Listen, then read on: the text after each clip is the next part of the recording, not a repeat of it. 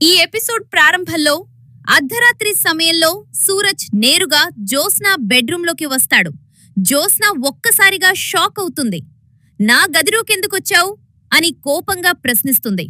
కాని సూరజ్ మాత్రం తాను ఆమెను చూడాలని వచ్చానని, ఆమె సేఫ్టీ గురించి ఆందోళన పడి వచ్చానని చెబుతాడు. జ్యోత్స్న మాత్రం ఇది పెద్ద తప్పు అని హెచ్చరిస్తుంది. ఇద్దరి మధ్య మాటల యుద్ధం మొదలవుతుంది. సూరజ్ తన ప్రేమను వ్యక్తం చేస్తూనే ఉంటాడు. జ్యోత్స్న మాత్రం అతనికి తనపై ఎలాంటి హక్కు లేదని స్పష్టం చేస్తుంది. కుటుంబ సభ్యులను పిలుస్తానని బెదిరించినా సూరజ్ తన ప్రేమ నిజమని చెబుతూ వెనక్కి తగ్గడు. చివరికి జ్యోత్స్న ఒక ఒప్పందం ప్రతిపాదిస్తుంది. ఇకపై నన్ను చూడకూడదు, నా పేరు రాయకూడదు, నన్ను ఇంప్రెస్ చేయడానికి ప్రయత్నించకూడదు అని స్పష్టమైన షరతులు పెడుతుంది. సూరజ్ కూడా బయటకు వెళ్లిపోతాడు. మరుసటి రోజు ఉదయం పరిస్థితి పూర్తిగా మారిపోతుంది. జ్యోత్స్న కుటుంబ సభ్యులందరి ముందు సూరజ్పై తీవ్రమైన ఆరోపణలు చేస్తుంది. తన అనుమతి లేకుండా తన ఫోటోలు రహస్యంగా తీసి ఆల్బంలో పెట్టుకున్నాడని చెప్తుంది. కుటుంబ సభ్యులందరూ ఆ ఆల్బం చూసి మొదట సూరజ్ తప్పు చేశాడని భావిస్తారు. సూరజ్ మాత్రం ప్రశాంతంగా తన వివరణ ఇస్తాడు. ఫోటోగ్రఫీ తన హాబీ అని, జ్యోత్స్న మాత్రమే కాదు ఇంట్లో ఉన్న ప్రతి ఒక్కరి ఫోటోలు కూడా తీసినట్లు చెప్తాడు.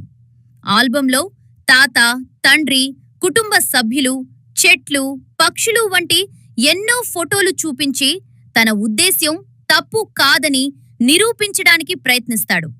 కాని జ్యోత్స్న అక్కడితో ఆగదు. గతంలో జరిగిన ప్రతి సంఘటనను బయటపెడుతుంది. తనను వీడియో కాల్ చేసి ఇబ్బంది పెట్టాడని, తన చీర కాలుస్తానని బెదిరించాడని, స్కూటీతో పడేయడానికి ప్రయత్నించాడని, ఇంట్లో జరిగిన అనేక విషయాల్లో తనను మానసికంగా ఇబ్బంది పెట్టాడని వరుస ఆరోపణలు చేస్తుంది.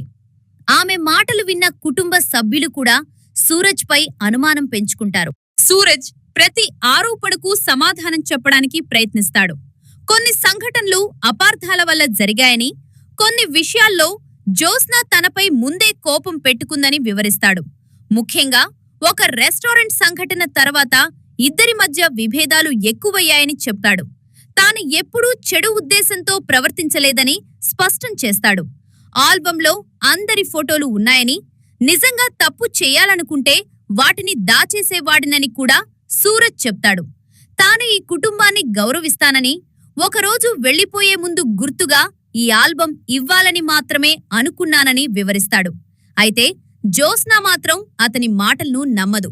ఇతను ఎంత తెలివిగా మాట్లాడినా నన్ను ప్రేమిస్తున్నాడన్నది నిజం. ఇక అతన్ని నేను భరించలేను, వెంటనే ఇంటి నుంచి పంపించండి అని తాతను కోరుతుంది. ఎపిసోడ్ చివర్లో తాత ఆలోచనలో పడతాడు. సూరజ్ నిజంగా తప్పు చేశాడా, లేక జ్యోత్స్న కోపంతో విషయాలు పెద్దవిగా చూపిస్తుందా అనే సందేహంలో కుటుంబ సభ్యులందరూ ఉంటారు. అసలు నిర్ణయమేమిటి? సూరజ్ ఈ ఇంట్లోనే ఉంటాడా లేక వెళ్లిపోతాడా అనే ఉత్కంఠతో ఈ ఎపిసోడ్ ముగుస్తుంది. తరువాతి ఎపిసోడ్లో తాత తీసుకునే నిర్ణయం కథను పూర్తిగా మార్చే అవకాశం ఉంది.